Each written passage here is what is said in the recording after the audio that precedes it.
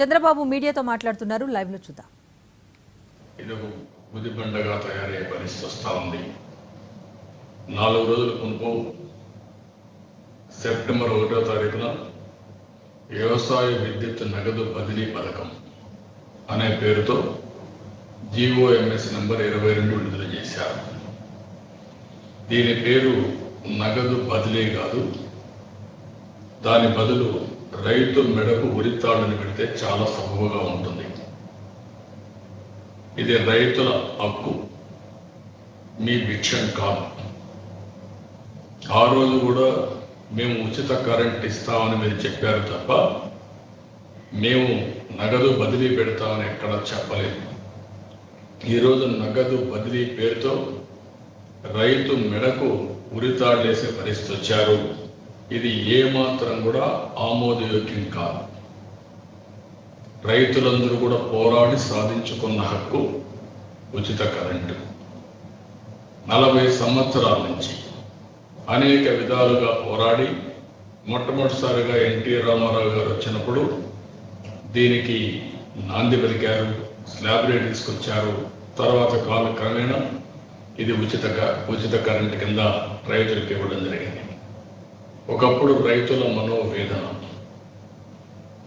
Metre పెట్టడం, ఆ metre పెట్టినప్పుడు అనేక ఇబ్బందులు రావడం, కొంతమంది అయితే ఆ మీటర్ని రివర్స్ కూడా తిప్పి జైలుకు పోయిన సందర్భాలు, రైతులకు కరెంటు సరిగా ఇవ్వకుండా పంటలు ఎండిపోయిన సందర్భాలు, ఇవన్నీ చూసిన తర్వాత ఎన్టీ రామారావు గారు ఆలోచించి రైతులకు స్లాబ్ రేట్ ఇవ్వాలి, 50 రూపాయలు హెచ్పి ఇచ్చిన ఘనత తెలుగుదేశం పార్టీది, ఆనాటి ముఖ్యమంత్రి ఎన్టీ రామారావు గారిది. ముఖ్యంగా రాయలసీమ, అదే మరిగా రాష్ట్రంలో ఉండే మెట్ట ప్రాంతాలు చాలా అవసరపడుతున్నారు. అనేక సందర్భాల్లో మనందరం కూడా ఒకసారి ఆలోచిస్తే కొన్ని కోట్ల రూపాయలు ఖర్చు పెట్టి ఇరిగేషన్ ప్రాజెక్టులు తీసుకొస్తున్నాం, నీళ్ళన్నీ కూడా ఇస్తున్నాం. కానీ మెట్ట ప్రాంతంలో ఉండే రైతు రోజు రోజుకు 1000 అడుగులు కిందికి వెళ్ళిపోయి, ఇంకా పాతాళ గర్భానికి వెళ్ళిపోయి అనేక ఇబ్బందులు పడుతూ ఒక బోరు ఫెయిల్ అయితే ఇంకొక బోరు వేయడం, ఆ విధంగా 5-6 బోర్లు వేసి పొలం మీద ఉండే మమకారం, వ్యవసాయం మీద ఉండే ప్రేమతో పర్వాలేదు ఏదో ఒకటి కలిసి వస్తుందని చెప్పి ముందుకు పోతూ అనేక విధాలుగా మనుగడ సాధించడం కోసం ప్రయత్నం చేస్తున్నారు. అలాంటి రైతులకి ఈరోజు రాయలసీమ కానీ మెట్ట ప్రాంతాలు కానీ ఈ ప్రాంతంలో ఉన్న రైతులకి ఈరోజు మీరు చేసే పని వల్ల చాలా దారుణంగా మనోభావాలు దెబ్బతింటాయి. ఇది ఒక ఆర్థిక విధానమే కాదు, రైతుల మనుగడకు సంబంధించిన విషయం, మనోభావాలకు సంబంధించిన విషయం. దక్షిణ భారతదేశంలో ఒకసారి చూస్తే ఆంధ్రప్రదేశ్లో కానీ, ఇప్పుడు తెలంగాణ కానీ, తమిళనాడులో కానీ ఉచిత కరెంటు, అదే రైతులు మా రైట్ కింద ఆలోచిస్తున్నారు తప్ప ప్రభుత్వాలు మారినప్పుడు దయాదార్శనాలు పనిచేది కాదని చెప్పి కూడా మరొకసారి నేను మీకు తెలియజేస్తున్నా. ఈరోజు మీరు మాట్లాడుతున్నారు, ఏదైతే క్యాబినెట్లో తీసుకున్నారో మీటర్లకి, మోటార్లకి మీటర్లు పెట్టడం దానిపైన చాలా గట్టిగా ఖండిస్తున్నాం. ఇది రైతుల ప్రాణాలు తీయడమే. ఆ విషయం మీరు గుర్తుపెట్టుకోవాల్సిన అవసరం ఉంది. ఇమ్మీడియట్గా GO నెంబర్ 22 రద్దు చేసి ఉచిత కరెంటు యాజ్ ఇట్ ఈజ్ మీరు ఇవ్వాల్సిన బాధ్యత మీ పైన ఉంది. ఇంకొక పక్కన మీరు చెప్పేది చూస్తా ఉంటే రైతుకి ఇన్ని చేసి తేనె పూసిన కత్తి కబుర్లు చెప్తున్నారు. 30 ఏళ్ళకు ప్రణాళిక చేస్తారంట. 30 ఏళ్ళు మీరు ఉండాలి కదా, మీరు ప్రణాళిక చేయడం ఏంటి? ఎలక్షన్ ముందు చెప్పింది ఏంటి? మీరు ఈరోజు చేసేదేంటి? ఎలక్షన్ ముందు మీరు చెప్పిన మాటకు నిలబడకుండా మేము 30 ఏళ్ళు ప్రణాళిక తయారు చేస్తున్నాం, మాట తప్పం, మడమ తిప్పం అని చెబుతూ ప్రతిరోజు మీరు చేసే పని కుప్పి గంతులు తప్ప ఏం చేస్తున్నారని అడుగుతున్నాను. ఇంకొక పక్కన ఎస్క్రో అకౌంట్ పెడతారంట, సెపరేట్ అకౌంట్ పెడతారంట, వీళ్ళు డబ్బులు వేస్తారంట, ఆ డబ్బులు మళ్ళా డిస్కౌంట్ పోతాయంట. అంటే ఎవరికి చెప్తారు ఇలాంటి మాటలు అడుగుతున్నాను. ఈరోజు మనం అందరం ఆలోచించుకోవాల్సిన అవసరం ఉంది. అప్పులు ఎడా పెడా తెచ్చారు. మొన్నే 17 నెలల ప్రభుత్వం 1,03,000 కోట్ల రూపాయలు అప్పు తీసుకొచ్చారు. గంటకు చూస్తే దగ్గర 9 కోట్ల రూపాయలు. ఒక రోజుకి గంటకు 9 కోట్లు, ఒక నిమిషానికి 18 లక్షలు, ఒక సెకండ్కి 30,000 రూపాయల చొప్పున అప్పు మీద అప్పు తీసుకొస్తున్నారు. కొన్ని బ్యాంకులకు పోతే చీకొట్టి మీరు ఏ విధంగా తీరుస్తారు, మీకు ఇవ్వమని కూడా చెప్పినా ఏదో ఒక విధంగా దుడ్డిదారిన అప్పులు తేవడానికి ప్రయత్నం చేస్తున్నారు. ఎన్నో సంవత్సరాలుగా తరతరాలుగా ఉన్న ప్రభుత్వ ఆస్తులను అమ్మాలని కడాన కలెక్టరేట్ని ప్రభుత్వ ఆఫీసులు కూడా అమ్మేయాలని ప్రయత్నం చేస్తున్నారంటే, ప్లే గ్రౌండ్ని పబ్లిక్ లంచ్ స్పేస్ని అమ్మేయాలనుకుంటున్నారంటే ఏమనాలి మిమ్మల్ని? ఇవన్నీ కూడా ఏదో ఒక విధంగా మీరు ఇవన్నీ అమ్మడానికి ప్రయత్నం చేసి ఎడా పెడా అప్పులు చేసి ఈరోజు మళ్ళా చూస్తా ఉంటే ఇవన్నీ అయిపోయిన తర్వాత ఏదో ఒక విధంగా గవర్నమెంట్ ఆఫ్ ఇండియా ఒక స్కీమ్ ఇస్తే FRBM కింద 3% ఉంది, దాన్ని 5% చేస్తాం. కోవిడ్ వచ్చింది, 0.5% ఆటోమేటిక్గా ఇస్తాం. అదే సమయంలో మిగిలిన కొన్ని కండిషన్స్ పెట్టారు. అవి చూస్తే ఈజ్ ఆఫ్ డూయింగ్ బిజినెస్ ఒకప్పుడు నెంబర్ 2 మనం ఫస్ట్ ఇయర్, అది పెట్టిన 2 ఏళ్ళు మనమే నెంబర్ 2గా ఒక సంవత్సరం వచ్చాం, మళ్ళీ 2 సంవత్సరాలు నెంబర్ 1గా వచ్చాం. దానివల్ల మీకు 0.25% వస్తుంది. అదే మరి 1 నేషన్ 1 రేషన్, ఇది కూడా ఆ రోజు మొత్తం కూడా ఆధార్ సింక్రనైజ్ చేసి రెడీమేడ్ డేటా ఉంది. అయితే ఇక్కడ మీరు గుర్తుపెట్టుకోవాల్సింది, గవర్నమెంట్ ఇచ్చే రేషన్కి వర్తింపజేస్తారా లేకపోతే రాష్ట్రానికి మనం ఇచ్చే రేషన్ ఎవ్రీవేర్ ఇస్తారని కూడా మీరు ఆలోచించాల్సిన అవసరం ఉంది.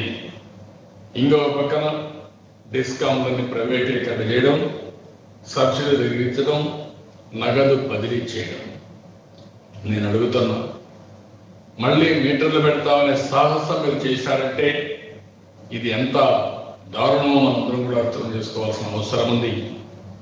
మీ ఆగడాలకు, మీ యొక్క పెత్తందారి విధానాలకు అడ్డంకు లేకుండా ఇష్టానుసారంగా చేసి మళ్ళీ 0.25% కోసం రాష్ట్ర రైతాంగం యొక్క మెడకు ఉరితాడేస్తారా మీరు? ఎవరిచ్చారు ఈ అధికారాలను మీరు అడుగుతున్నారు. ఇంకొక పక్క మున్సిపల్ రిఫార్మ్స్ తీసుకొస్తామని చెప్పి మాట్లాడి పట్టణాలు నగరాల్లో అదనపు భారం వేస్తానంటున్నారు. సమర్థవంతమైన విధానాలతో ముందుకు పోతే ఇవన్నీ పరిష్కారం అవుతాయి తప్ప ఇలాంటి పనులు చేయడం వల్ల కరెక్ట్ కాదు. 0.25% డబ్బుల కోసం 18 లక్షల రైతులకి ఈరోజు మీరు ద్రోహం చేస్తారా? అదే మాదిరిగా వాళ్ళు మోసం చేస్తారా? వాళ్లకు వెన్నుపోటు పొడిచే పరిస్థితి తీసుకొస్తారని అడుగుతున్నాను. ఇది నమ్మక ద్రోహం, రైతులను నమ్మించి మోసం చేయడం. రైతులకి ఇది చాలా స్పష్టంగా జగన్మోహన్ రెడ్డి చీట్ చేస్తున్నాడు, మోసం చేస్తున్నాడు, పొట్టగొడుతున్నాడు. ఈ విషయం గుర్తుపెట్టుకోవాల్సిన అవసరం ఉంది. అంటే ఇప్పుడు రిఫార్మ్స్ అంట. ఒక పేషెంట్ రైతే వెంటిలేటర్ పైన ఉంటే ఆ వెంటిలేటర్ పైన ఉండే అతను ఎక్సర్సైజ్ యూనిట్ చేసే ప్రక్రియ చూస్తా ఉంటే, అందుకే మనందరం కూడా గుర్తుపెట్టుకోవాల్సిన అవసరం. దీనికి ఎన్ని విన్యాసాలు మనం చూసాం, రాజకీయ విన్యాసాలు. వీళ్ళ పంచాయతీ ఆఫీసులకి వీళ్ళ కలర్లు వేశారు 1,300 కోట్లు. కోర్టు చీవాట్లు పెట్టింది, సుప్రీంకోర్టు పోయారు, అక్కడ చీవాట్లు పెట్టారు. ఇప్పుడు మళ్ళా తీసేయడానికి 1,300 కోట్లు. ఎవడబ్బా సొమ్మని అడుగుతున్నా. ఇది మీ జాగీరా?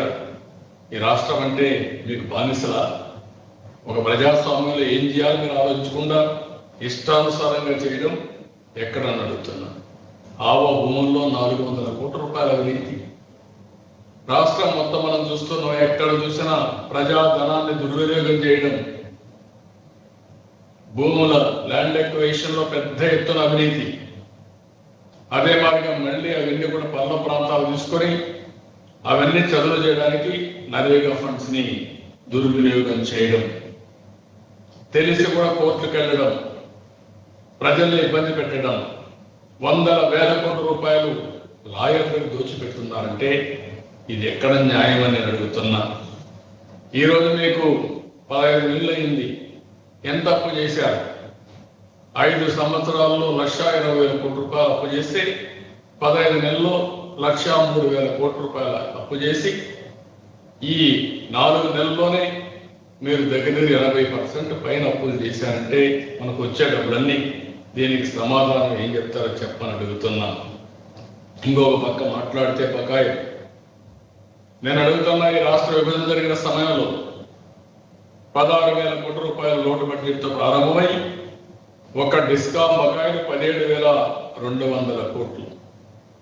దీన్ని ఆ రోజు మీరు చూస్తే ఉదయ పథకంలో 8,000 కోట్లు తీసుకొచ్చి మిగిలిన కూడా 36,000 కోట్ల రూపాయలు ఖర్చు పెట్టి 10,000 మెగావాట్ల అదనంగా కరెంట్ ఉత్పత్తి చేశాం.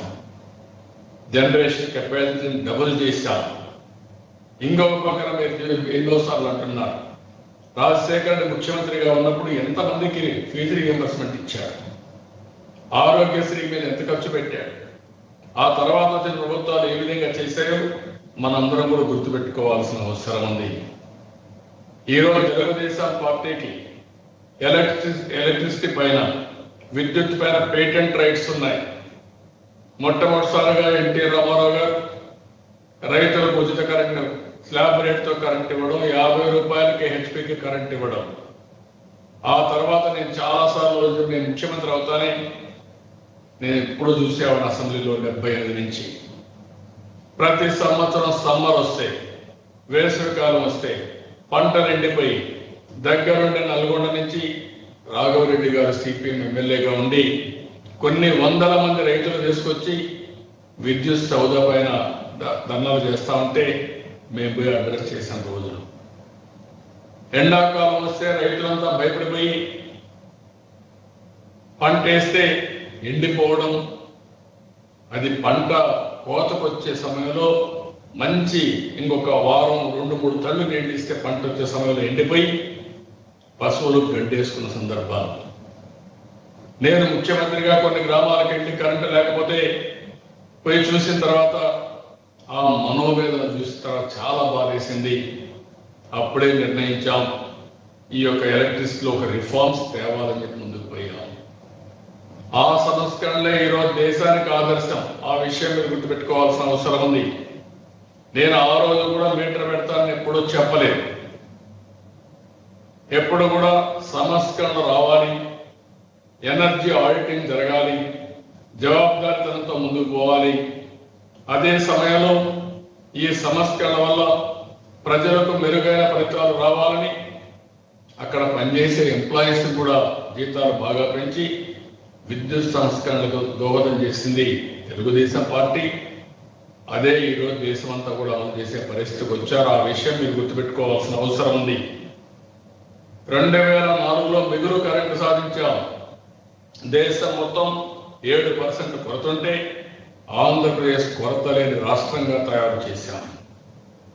7.8% బడ్జెట్లో నిధులు కేటాయించాం. ఆ తర్వాత వచ్చిన ప్రభుత్వాలు రాజశేఖర రెడ్డి 3.9% తగ్గించేసి కరెంటు ఛార్జీలు అవసరం లేదు ఉచిత కరెంట్ అనే పేరుతో పెద్ద ఎత్తున ఇచ్చేసి దొడ్డిదారిన 10 సంవత్సరాలు ఫ్యూయల్ సర్ఛార్జ్ పెంచి 30,000 కోట్ల రూపాయలు వసూలు చేశారు. ఆ తర్వాత మీరు చూస్తే మళ్ళీ 2012కు 13కి విద్యుత్ కొరత 18% పెరిగిపోయింది. ఇంకొక పక్కన మీరు చూసినప్పుడు రేటింగ్ కూడా 2014 తర్వాత రేటింగ్ కూడా బాగా పడిపోవడం, B- పడిపోవడం. ఎవరైనా దేశంలో అప్పులు ఇవ్వాలన్నా ఈ సంస్థ బాగాలేదని చెప్పి డబ్బులు ఇచ్చే పరిస్థితి లేకుండా పోయారు. 2014 బైఫర్కేషన్, అన్ని పంపకాలు ఇష్టానుసారంగా చేసి విద్యుత్ పంపకంలో మీరు ఒకసారి చూస్తే ఆ రోజు కన్జంప్షన్ బేసిస్లో చేస్తా ఉన్నామని, వినియోగం తెలంగాణలో ఎక్కువ ఉంది కాబట్టి వాళ్ళకి 56-54% ఇచ్చి మనకు 46% ఇచ్చిన సందర్భం, 46.11% ఇచ్చారు. ఆ రోజు 8,700 మిలియన్ యూనిట్లు తక్కువ మనకు కరెంట్ ఉంది. 22.5 మిలియన్ యూనిట్లు కరెంటు తక్కువ ఉండి అక్కడి నుంచి మనం స్టార్ట్ చేసి ఉదయ స్కీమ్ తీసుకున్నాం. కేంద్ర ప్రభుత్వంతో మళ్ళీ సహకారం అందించుకుని ఎక్కడికక్కడ మనం ముందుకు పోయి 2 నెలల్లోనే పవర్ సర్ప్లస్ తీసుకొచ్చాం. నిరంతరం కరెంట్ ఇచ్చాం.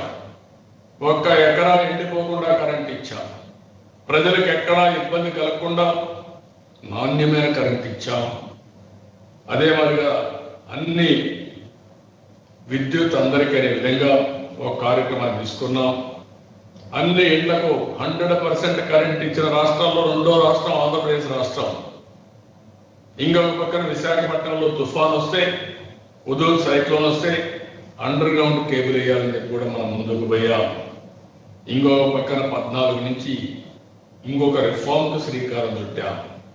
సోలార్ విండ్ ఎనర్జీకి ఎక్కువగా వెళ్ళాలని, దీనివల్ల కరెంట్ రేట్లు తగ్గుతాయనే ఉద్దేశంతో మనం ముందుకు పోయాం. అదే సమయంలో ఎనర్జీ ఆడిటింగ్ ఇంకా సమర్థవంతంగా చేసి దేశంలోనే 9.72% సింగిల్ డిజిట్ ట్రాన్స్మిషన్ లాస్ కానీ డిస్ట్రిబ్యూషన్ లాస్ కానీ ఉండే ఏకైక రాష్ట్రం ఆంధ్రప్రదేశ్ రాష్ట్రం. జపాన్, సౌత్ కొరియా 4% ఉందంటే దాన్ని ఏ విధంగా చేయాలో మనం ముందుకు పోయే పరిస్థితికి వచ్చాం. ఇంకొక పక్కన 62,000 మిలియన్ యూనిట్లకు పెంచాం 43,000 నుంచి. పర్ క్యాపిటా కన్జంప్షన్ కూడా మీరు చూస్తే దగ్గర 217 యూనిట్లు పెంచాం. నేను ఇంత మరిపే చెప్పాను, 36,600 కోట్ల రూపాయలు ఖర్చు పెట్టి ఈ డబ్బులు పెట్టిన తర్వాత 10,000 మెగావాట్లు అదనంగా కరెంట్ ఉత్పత్తి చేశాం. 13,000 మందికి ఉద్యోగాలు వచ్చే పరిస్థితికి వచ్చాయి. దీనివల్ల రాష్ట్రంలో ₹6.42 సౌర విద్యుత్ ఉంటే దాన్ని ₹2.70 తగ్గించాం. ఈరోజు దానికంటే తగ్గే పరిస్థితికి వచ్చింది. దీనికి కారణం తెలుగుదేశం పార్టీ లీడ్ తీసుకోవడం. ఆనాడు ప్రధానమంత్రి సోలార్ విండ్ ఎనర్జీకి పోవాలి అన్నప్పుడు మొట్టమొదటిసారిగా లీడ్ తీసుకున్న రాష్ట్రం ఆంధ్రప్రదేశ్ రాష్ట్రం. దానివల్ల బెనిఫిట్ వచ్చిన రాష్ట్రం ఆంధ్రప్రదేశ్ రాష్ట్రం అని చెప్పి కూడా నేను మీకు తెలియజేస్తున్నాను. హైబ్రిడ్ విద్యుత్ కోసం, సోలార్ విండ్ రెండూ కలిపి చేయడం కోసం కూడా ఒక మోడల్ తయారు చేసి మనం ముందుకు పోయాం. సబ్ స్టేషన్లు 242 నుంచి 307 పెంచాం. డిస్కామ్ రేటింగ్ ఏకి తీసుకొచ్చాం. ఇంకొక పక్కన మనం చూస్తే 2,20,00,000 ఎల్ఈడి బల్బులు ఇంటింటికి ఇచ్చాం. వీధి దీపాలన్నీ కూడా ఎల్ఈడి బల్బుల కింద 100% కన్వర్ట్ చేయడానికి ముందుకు పోయాం. ఇంకొక పక్క ఏపీ ట్రాన్స్కో ఎఫిషియన్సీ 99.9% పెంచాం. విద్యుత్ శాఖలో 137 అవార్డులు వచ్చాయి. ట్రాన్స్కోకు 10, జెన్కోకి 22, డిస్కామ్ 46, నెట్ క్యాప్కి 42 అవార్డులు వచ్చాయి.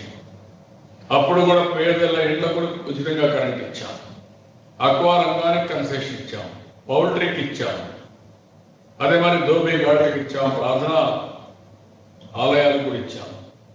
అంటే కొంతమందికి ఉచితంగా ఇచ్చాం, కొంతమంది కన్సెషన్ రేట్ ఇచ్చాం. ఎస్సీ ఎస్టీలకు 18 లక్షల మందికి 100 యూనిట్లు ఉచితంగా కరెంట్ ఇచ్చిన ఏకైక పార్టీ ఆ రోజుల్లో తెలుగుదేశం పార్టీ అని కూడా నేను తెలియజేస్తున్నా. అక్వా రంగంలో ₹2 ఇచ్చాం. ఈ విధంగా మనం ఇచ్చి ఇంకొక పక్క ఒక స్కీమ్ వర్కౌట్ చేశాం. ఆ స్కీమ్ను చూస్తే అవసరమైతే రైతులందరికీ సోలార్ ఇచ్చి, అదే మరి మిగిలిన కరెంటు వాళ్ళు ఇస్తే ఆ ఊర్లోనే దగ్గరలోనే వసూలు ఇచ్చేసి, అదే మరి connectivity as it is transmission పెట్టుకొని వర్షాకాలంలో ఎప్పుడన్నా అక్కడ కానీ సోలార్ రాకపోతే కరెంటు కూడా ఇచ్చేట్టుగా గ్రిడ్ అంతా కూడా కనెక్టివిటీ పెట్టి మైక్రో లెవెల్ ఇంటిగ్రేషన్ చేయాలని ప్లాన్ చేశాం. దీనివల్ల 4-5% ట్రాన్స్మిషన్ లాసెస్, లోకల్ డిస్ట్రిబ్యూషన్ వస్తుంది కాబట్టి అది కూడా వచ్చే పరిస్థితి వస్తుంది. అదే మరి రైతులకు రిమోట్ కంట్రోల్ కూడా ఇచ్చాం. ఫోన్లో నుంచి వాళ్ళు మిషన్ ఆన్ చేసుకోవాలన్నా ఆఫ్ చేసుకోవాలన్నా చేసుకునే ఫెసిలిటీ కూడా ఇచ్చాం. దీనివల్ల రైతులు రాత్రుల్లో నేను చూశాను, నా పాదయాత్రలో చూశాను. రాత్రి 12 గంటలకు 1 గంటకు వెళ్తే రైతులు జనవరి నెలలో భోగి మంట వేసుకొని కాపలా కాస్తూ వెయిట్ చేస్తామని అడిగాను. దేనికోసం వెయిట్ చేస్తున్నారంటే కరెంట్ ఎప్పుడు వస్తుందో ఎప్పుడు పోతుందో తెలియదు, అందుకని వెయిట్ చేస్తున్నాం.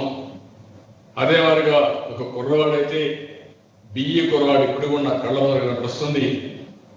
ఈరోజు మా నాన్నకి కనీసం రిలీఫ్ ఇవ్వాలని నేను ఇక్కడికి వచ్చాను. మా నాన్న ప్రతిరోజు వచ్చి పొలం దగ్గర కాపురం చేసేవాడు కాబట్టి ఆయనకు కొంత సహకరించాలని వస్తే నేను భయపడుతున్నా. పొలం దగ్గరికి వచ్చినాక పాములు కరిచి చాలా మంది చనిపోతున్నారు, పేపర్లో వస్తున్నాయి, ఏమవుతుందని భయపడుతున్నారని చెప్పే పరిస్థితికి వచ్చాను. ఆ గాథలు విన్నాను. 2014 తర్వాత అలాంటి సంఘటనలు ఎక్కడా లేవు. ఆ రోజు ప్రభుత్వం చేసిన పనికి స్మాల్ స్కేల్ ఇండస్ట్రీస్ అన్ని మొత్తం నిర్వీర్యమైపోయినాయి, సిక్కైపోయినాయి, తిరిగి కోలుకోలేని దెబ్బ తగిలింది. ఇంకొక పక్కన ఏవైతే ఆ రోజు మీరు చూస్తే రైతులందరూ కూడా కరెంట్ రాకుండా ఎంతో అవస్థపడే పరిస్థితికి వచ్చి చాలా ఇదయ్యారు. 5 సంవత్సరాలు నేను ఒకటే హామీ ఇచ్చాను, ₹1 పెంచకుండా కరెంట్ ఛార్జ్ ఇస్తామని చెప్పి మాట మీద నిలబడిన ప్రభుత్వం తెలుగుదేశం ప్రభుత్వం. ఇంకొక మాట చెప్పాను, cost of procurement of power ఇంకా తగ్గిస్తాం, ఇప్పుడే దానికంటే తగ్గుతుంది, ₹2.70 కంటే ఇంకా తగ్గించి అవసరమైతే నేను ఆ రోజు ప్రపంచంతో కూడా చెప్పేది ₹2 వచ్చే అవకాశం అటు ఇటు వస్తుందని చెప్పి కూడా నేను చెప్పాను. ఇంకా మ్యాసివ్గా వెళ్తే దానివల్ల అవసరమైతే కరెంటు ఛార్జీలు తగ్గిస్తాను తప్ప కరెంటు ఛార్జీలు పెంచమని చెప్పి నేను చాలా స్పష్టంగా చెప్పాను. మీరు వస్తాను ఏం చేశారు? 15 నెలలు దొంగ దెబ్బతీశారు. 2 సార్లు కరెంటు ఛార్జీలు పెంచారు. 5 సంవత్సరాలు కరెంటు ఛార్జీలు పెంచకుండా రాష్ట్రంలో ముందుకు పోతే ఆ రోజు 22.5 మిలియన్ యూనిట్ల కరెంటు కొరతుంటే దాన్ని మిగులు కరెంటుగా తీసుకొచ్చి రాష్ట్రాన్ని నడిపిస్తే మీరు చేసిన పని ఏంటి? మీరు వస్తాను 2 సార్లు కరెంటు ఛార్జీలు పెంచారు. ఈ సందర్భంగా జగన్మోహన్ రెడ్డి గారికి గుర్తు చేస్తున్నాను, 23/5/2014లో అసెంబ్లీలో జగన్మోహన్ రెడ్డి మాట్లాడిన మాటలు, అధ్యక్ష కరెంటు గురించి ప్రస్తావించుకోవాలి, గ్రామాలకు పెడితే దాదాపుగా 15 గంటల పాటు కరెంటు కోత ఇవాళ ఉంటుంది, అధికారిక అనధికారిక కోతలని అధికారులు చెప్తున్నారు, రైతులు వినియోగదారులు చాలా ఇబ్బందులు పడుతున్నారు, కరెంటు లేక దాదాపు 200కు పైగా పరిశ్రమలు మూతపడే పరిస్థితి వచ్చింది, పరిశ్రమలకైతే దాదాపు 12 గంటల విద్యుత్ కోతలు విధించారు. ప్రధానమంత్రి శ్రీ నరేంద్ర మోడీ గారు పార్లమెంట్ ఉద్దేశించి ప్రసంగించేటప్పుడు ఒక విషయం చెప్పారు, దేశంలో 50,000 మెగావాట్లకు సంబంధించిన పవర్ ప్లాంట్లకు ఇంధనం లేక బొగ్గు కానీ గ్యాస్ కానీ మరొకటి కానీ లేకపోవడం వల్ల ప్లాంట్ లోడ్ ఫ్యాక్టరీలు క్షీణిస్తున్న పరిస్థితి ఎదురవుతుందని చెప్పడం జరిగింది. ఇక్కడ రాష్ట్ర పరిస్థితి కూడా అంతే దారుణంగా ఉంది, దయించి పట్టించుకోండి. తెలంగాణ రాష్ట్ర పరిస్థితి ఎలా ఉందంటే మనకు ఉన్న పవర్ స్టేషన్లు ఆ రాష్ట్రానికి చెందాలని కోరుతున్నారు అని మీరే చెప్పారు. అలాంటి క్లిష్ట పరిస్థితులు 2 నెలల తర్వాత ఏమైంది? కరెంటు కొరతుందా? ఏ విధంగా హ్యాండిల్ చేశారు? అది సమర్థత. ఈరోజు మీరేం చేస్తున్నారు? స్ట్రైట్ క్వశ్చన్ అడుగుతున్నా.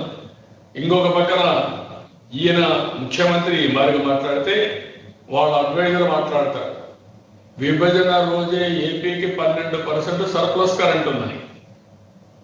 అంటే ఎక్కడ దివాలా కోరుతామని అడుగుతున్నా.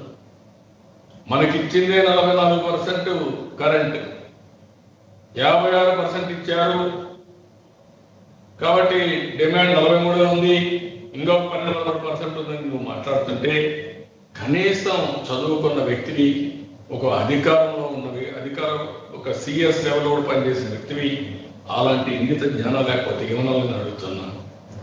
8/5/2014లో గవర్నర్ ఆర్డర్ ఇచ్చాడు, జియో నెంబర్ 20.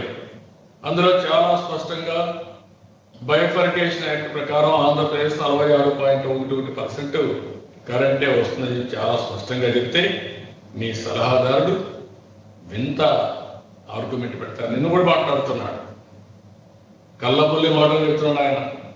ఈయన నష్టం లేనట్టు ఈయనే ఉంటాడంట. ఇంకొక మంత్రి చెప్తున్నాడు, ఆయన అంటాడు ఏదైనా కానీ కరెంటు బిల్లులు కానీ ఎన్ని కానీ కట్టలేకపోతే మేము కానీ నగదు బదిలీ చేయకపోతే రాజీనామా చేస్తాను. ఈ రాజీనామా ఎవరికి కావాలి? నేను ఉంటాడో ఓడతాడో ఎవరు తెలుసు. 2 ఏళ్ళ తర్వాత అతి చేస్తాను అన్నాను. అలాంటి మంత్రి ఆయన ఇంకో మంత్రి మాట్లాడతాడు, మేము రాజకీయాల్లో ఉన్నామన్నమాట. నువ్వు రాజకీయాలు ఉంటే ఎవరికి కావాలి, లేకపోతే ఎవరికి కావాలి? మా హక్కును తీసుకునే హక్కు మీకు ఎవరిచ్చారు? మీరు ఆ విషయం ధైర్యంగా ఎన్నికల్లో చెప్పుంటే ఈ పార్టీకే మీకు అతేంటో తెలిసేది. ఇది నయవంచన కాదా? వెన్నుపోటు కాదా? నేను అడుగుతున్నా. ఇది ముమ్మాటికి రైతులకు వెన్నుపోటు తప్ప ఇంకోటి కాదని చెప్పి కూడా నేను తెలియజేస్తున్నాను. ఈరోజు మొత్తం ఒక్కొక్క మీటర్కి 6,000 రూపాయలు అవుతుందని 18 లక్షల పంప్ సెట్లు పెట్టారు. ఇంకొక పక్కన మీరు చూస్తా ఉంటే ఈరోజు మనం గుర్తుపెట్టుకోవాల్సిన విషయం, ఇవన్నీ కూడా 30 ఏళ్ళ నుంచి అనుభవిస్తున్న దాని మీద చేసి వాళ్ళ బిల్లులోని వాళ్ళ జీవోలోని అదనపు లోడ్ కనెక్షన్ ఉన్న రైతులకు డెవలప్మెంట్ ఛార్జీలు, సెక్యూరిటీ డిపాజిట్ కలిపి వేస్తామని చెప్పారు. అంటే ఒక్కొక్క హెచ్పికి 1,200 రూపాయలు, సెక్యూరిటీ డిపాజిట్ 60 రూపాయలు. 5 హెచ్పి కానీ 7.5 హెచ్పి ఉంటే, లేకుంటే వాళ్ళకు ఉండేదానికంటే ఎక్కువ ఉంటే ఆటోమేటిక్ వేసే పరిస్థితి వస్తాయి. అది ఎవరు కట్టాలి? రైతు కట్టుకోవాలి. ఎవరి దయాదర్శనాలు? మీ దయాదర్శనాలు. ఆ రోజు నేనేం చెప్పాను? రైతుల యొక్క పంప్ సెట్స్ అన్ని రెగ్యులరైజ్ చేస్తాం, క్రమబద్ధీకరణ చేస్తామని చెప్పాం. దాని ప్రకారం ముందుకు పోతున్నాం. ఈరోజు బోర్లు వేస్తున్నాం. రాయలసీమలో, ప్రకాశంలో, నెల్లూరు జిల్లాలో, పల్నాడులో కానీ, చిత్తూరులో కానీ మొత్తం మీరు ఒకసారి చూస్తే పెద్ద ఎత్తున, ఈవెన్ వెస్ట్ గోదావరి జిల్లా మెట్ట ప్రాంతాల్లో పెద్ద ఎత్తున బోర్లు వేస్తున్నారు. ఒక్కొక్క బోరు 3-4 వేస్తున్నాడు. ఈ రోజు అడుగుతున్నా, దీనివల్ల ఎక్కడ మీరు కనెక్షన్ ఇచ్చిన తర్వాత ఏం చేస్తారు అడుగుతున్నా. ఆ రైతుల పరిస్థితి ఏంటి అడుగుతున్నా. ఇంకొక పక్క ఒక రైతు ఉన్నాడు, కౌలుకి ఇచ్చాడు. ఒక పంప్ సెట్ ఆయన పేరుతో ఉంది. ఇప్పుడు కౌలు రైతు కౌలు చేసుకుంటున్నాడు. ఎవరికి ఇస్తారు మీరు నగదు బదిలీని అడుగుతున్నా. అంటే ఇలాంటి సమస్యలన్నీ చాలా సమస్యలు ఉన్నాయి. ఇంకొక పక్కన మీరు ఒకసారి చూస్తే, ఇవన్నీ చూసిన తర్వాత మీ మీద ఏ విధంగా నమ్మకం వస్తుందో మీరే ఆలోచించాలి. తమిళనాడులో 21,40,000 ఉన్నాయి. అక్కడ ఈరోజు మేము అమలు చేయము, నగదు బదిలీ అని చెప్పి చాలా స్పష్టంగా చెప్పే పరిస్థితికి వచ్చారు. 8,400 కోట్ల రూపాయలు సబ్సిడీ రాష్ట్ర ప్రభుత్వం భరిస్తూ ఉంది. తెలంగాణలో చాలా స్పష్టంగా చెప్పారు. తెలంగాణలో అన్ని జిల్లాలు పంప్ సెట్స్ ఉన్నాయి. చిత్తూరు, కరీంనగర్ టాప్లో ఉండేటివి, వరంగల్ ఇలాంటి జిల్లాలన్నీ. ఇప్పుడు అక్కడ కూడా వాడు కూడా చాలా స్పష్టంగా చెప్పే పరిస్థితికి వచ్చింది. ఈరోజు ఇంకొక పక్కన మీరు చూస్తే ఇవన్నీ కూడా చేసిన తర్వాత మొన్న నిర్మలా సీతారామన్ గారు ఒక మాట అన్నారు. మేము 2 రూపాయల 70 పైసలు కరెంట్ ఇస్తా ఉంటే మీరు 9 రూపాయలకు అమ్ముతున్నారని చెప్పి వారు కూడా మాట్లాడడం జరిగింది. ఇప్పుడే రైతుల ఆత్మహత్యలు చూస్తే 2వ స్థానానికి వచ్చాం. విభజన జరిగిన తర్వాత ఒక నమ్మకాన్ని ఇచ్చాం, రైతులందరికీ ఒక భరోసా ఇచ్చాం.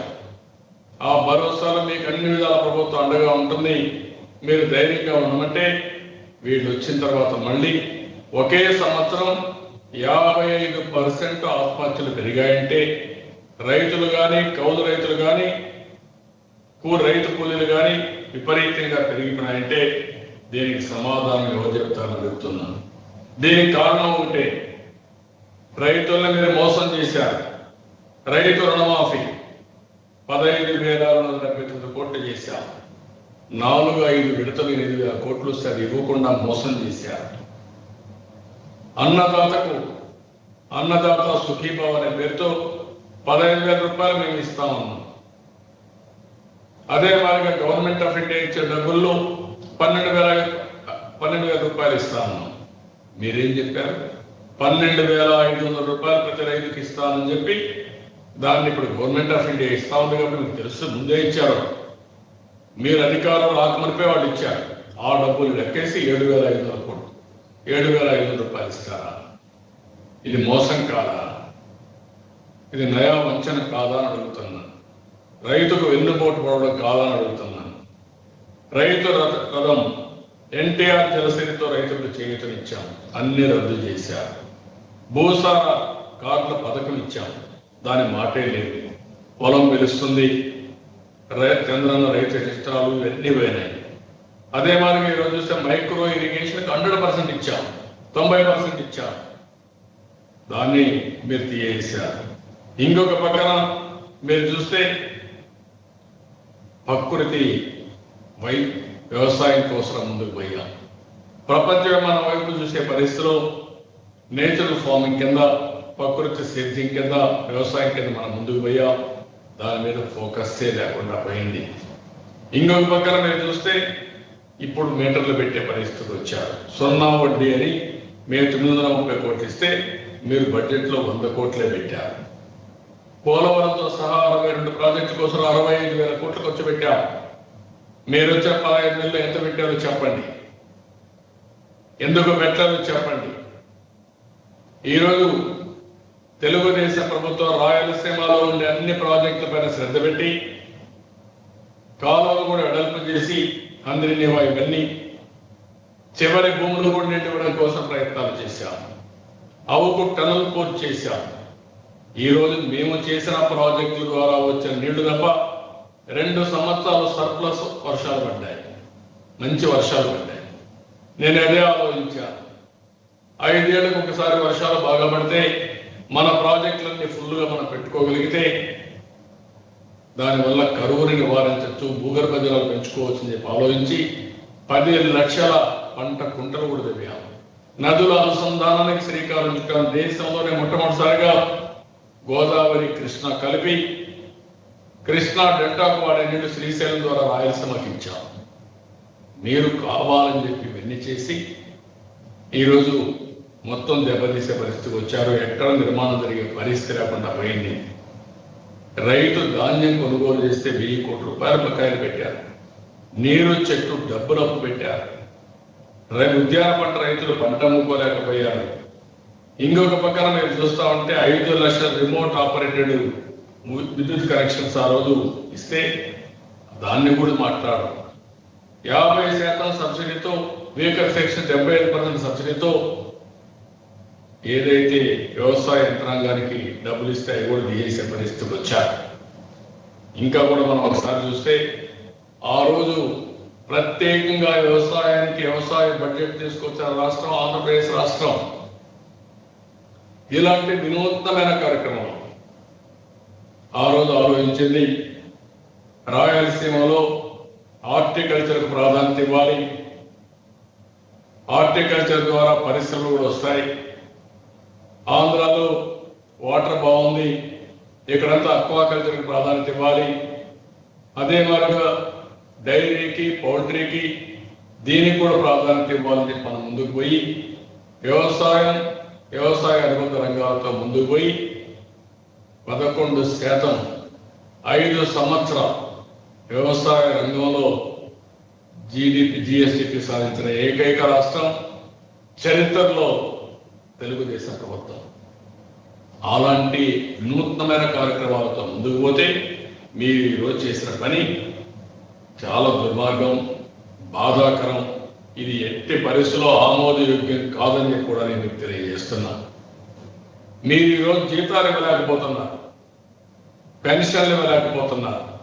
అలాంటి పరిస్థితిలో రైతులకు నగదు బదిలీ చేస్తాం, మీరు ఏం బాధ లేదు, మీరు ఇంట్లో పడుకోండి అని మీరు మాట్లాడుతున్నారంటే ఎవరిని మోసం చేయడానికి అడుగుతున్నా. ఇంకొక పక్కన మీరు చూస్తా ఉంటే మీ డబ్బులు కూడా లేకుండా ఇటీవల కాలంలో జీతాలు ఇవ్వడానికి ఆర్బీఐ దగ్గరికి వెళ్ళి ఆక్షన్లో డబ్బులు తెచ్చుకున్న మీరు ఏ విధంగా చేస్తారని అడుగుతున్నా. ఇంకొక విధంగా మీరు చూస్తా ఉంటే క్వారంటైన్ సెంటర్ నుంచి ఇంటికి వెళ్ళండి 2,000 రూపాయలు ఇస్తాను, 2,000 రూపాయలు లేకపోయా. అది కాకుండా పోయిన ఈ సంవత్సరం గోదావరిలో మొత్తం వరదలు వస్తే వాళ్ళకి 5,000 రూపాయలు ఇస్తాను, 5,000 రూపాయలు కూడా లేకపోయా. ఇది కాకుండా ఇంకొక పక్కన ఎక్కడ కూడా మోసాలు చేయడం తప్ప ఇంకోటి కాదు. ఈరోజు రైతులు ఉన్నారు, అమరావతి రైతులు చట్టపరంగా వాళ్ళందరూ కూడా మనకు ఆ భూమి ఇచ్చారు, రాష్ట్రానికి కోసం త్యాగం చేశారు. 265 రోజులైంది, రోడ్డు మీద ఉన్నారు. వాళ్ళు చూసిన తర్వాత మిగిలిన రైతులు అడుగుతున్నారు, అమరావతి రైతులకి ఇంత అన్యాయం చేసిన మీరు మాకు అన్యాయం చేయని నమ్మకం ఏంటి, మేము ఎందుకు ఇస్తామని అడిగే పరిస్థితికి వచ్చారు. భూమి ఇవ్వాలంటే ల్యాండ్ ఎక్విజిషన్ లో మేము ఇవ్వమనే పరిస్థితికి వచ్చారు. ఇవన్నీ కూడా చాలా దారుణం. ఈ విషయం మనం గుర్తుపెట్టుకోవాల్సిన అవసరం ఉంది. అందుకే నేను అందరి రైతులకు ఒకటే చెప్తున్నా, ఆ రోజు కర్నూలు జిల్లా కేంద్రంగా ప్రపంచానికే విత్తన ఉత్పత్తి కేంద్రంగా తయారు చేయాలని ఇన్నోవా యూనివర్సిటీతో ఒప్పందం చేసి ఏమైందని అడుగుతున్నాను. అలాంటి మంచి కార్యక్రమాలు చేయడానికి వాళ్ళకి సమయం లేదు, కానీ ప్రతి ఒక్క నిమిషం కూడా ఇక్కడ కూర్చొని ప్రతి ఒక్కరిని ఏ విధంగా ఇబ్బంది పెట్టాలో ఆలోచిస్తున్నాను. వీళ్ళ దాడులు తెలుగుదేశం పార్టీ పైన ప్రారంభమైనాయి. ఆ తర్వాత ఈరోజు చూస్తే ప్రజల పైన దాడులు ప్రారంభమైనాయి. అమరావతి కానీ రాష్ట్రంలో ఎవరైనా మాట్లాడితే ఆ సుధాకర్ రావు కానీ ఎన్ని ప్రారంభమైనాయి. ఇప్పుడు వాళ్ళ నాయకుల పైన కూడా దాడులు చేసే పరిస్థితికి వచ్చారు. వాళ్ళు కొట్టుకొని ట్రాఫిక్ జాములు చేయడం, కొట్టుకోవడం ఇన్ని కూడా చూస్తుంటే చాలా బాధ వేస్తుంది. రాష్ట్రం ఏమవుతుందని ఆందోళన కలుగుతుందని చెప్పి కూడా నేను మీకు తెలియజేస్తున్నాను. ఈరోజు రాష్ట్ర రైతులకు ఒకటే నేను మిమ్మల్ని కోరుతున్నాను, అమరావతి రైతులు మీకు స్ఫూర్తి కావాలి. వాళ్ళ హక్కుల కోసం వారు పోరాడుతున్నారు. ఇది జగన్మోహన్ రెడ్డి వేసే భిక్ష కాదు, వైఎస్ఆర్ కాంగ్రెస్ పార్టీ ఇచ్చే గిఫ్ట్ కాదు. 3.5-4 దశాబ్దాలుగా మీరు అనుభవిస్తున్నటువంటి హక్కు. మీ హక్కు ఎవరు తీయడానికి వీలు లేదు. మాయ మాటలు నమ్మితే మనం చాలా నయవంచనకు గురి అయ్యే పరిస్థితి వస్తుంది. ఈ విషయం మీరు గుర్తుపెట్టుకోవాలి. రాజకీయ పార్టీలు కోరుతున్నా, రైతు సంఘాలు కోరుతున్నా, ప్రజల్లో చైతన్యం తీసుకురండి. డిసెంబర్లో శ్రీకాకుళంలో పైలట్ స్టార్ట్ చేస్తారంట, ఆ తర్వాత రాష్ట్రాంతా అమలు చేస్తారంట. వీళ్ళ ఎఫ్ఆర్బిని తెచ్చుకోవడం కోసం కుప్పి గంతులు వేస్తున్నారు. ఈ కుప్పి గంతులు ఈ రాష్ట్రంలో వేయనీయమని చెప్పి చెప్పాల్సిన బాధ్యత మనందరిపైన ఉంది. తెలుగుదేశం పార్టీ ఎప్పుడు కూడా రైతుల పక్షాన ఉంటాం. రైతులకు న్యాయం చేసిన పార్టీ తెలుగుదేశం పార్టీ. రైతులకు ఏ కష్టం వచ్చినా పోరాడి న్యాయం కోసం నిలబడతామని మరొకసారి మీ అందరికీ తెలియజేస్తూ, మీరందరూ కూడా ఒకటే ఆలోచించాల్సిన అవసరం ఉంది. ఎలాంటి దారుణమైనటువంటి మోసాలు చేసే పార్టీకి బుద్ధి చెప్పే సమయం ఆసన్నమైంది. అందరూ కూడా సంఘటితంగా ప్రతిఘటించాల్సిందిగా మరొక్కసారి కోరుకుంటూ, చేస్తారని చెప్పి ఆశిస్తూ, నాకు ఆశ్చర్యం వేస్తుంది ఇలాంటివి కూడా అడ్వర్టైజ్మెంట్స్ ఫుల్ పేజెస్. ఎందుకంటే మన సాక్షికి అడ్వర్టైజ్మెంట్ కావాలి అంటే ఏ విధంగా ప్రవర్తిస్తున్నారో మీరు చూసుకోవాల్సిన అవసరం ఉంది. కష్టం మనకు, మనల్ని ఊరేస్తామని అడ్వర్టైజ్మెంట్ ఇస్తామండి. ఇది చాలా దారుణం, నీచం అని చెప్పి తెలియజేసుకుంటూ, మీరందరూ కూడా అర్థం చేసుకోవాల్సిన అవసరం ఉంది. ఒకసారి మోసపోతే శాశ్వతంగా నష్టపోతాం. అది గుర్తుపెట్టుకోవాల్సిన కోరుకుంటూ అందరికీ నమస్కారాలు. జై హింద్. రామారావు గారు తమరు ప్రశ్నని అడగగలరు.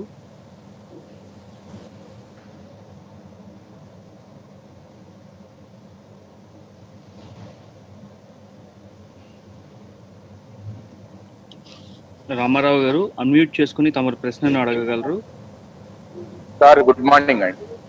నమస్కారం సార్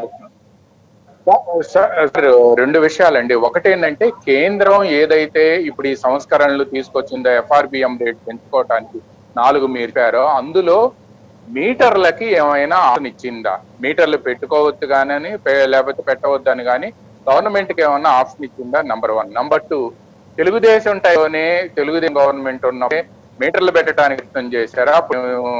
ఉద్యమం చేస్తే మీటర్లు ఆపేశారు అని చెప్పి వైసీపీ నేతలు చెబుతున్నారు. ఈ రెండింటి మీద మీ ఒపీనియన్ ఏమంటారంటే, వాళ్ళు కావాలని మాట్లాడచ్చు.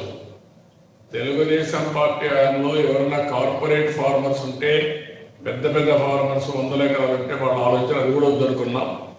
అంతేగాని ఎప్పుడు కూడా తెలుగుదేశం పార్టీ రైతుల పట్ల వివక్షత చూపించలేదు. అది ఇప్పుడే కాదు, ఎప్పుడు కూడా.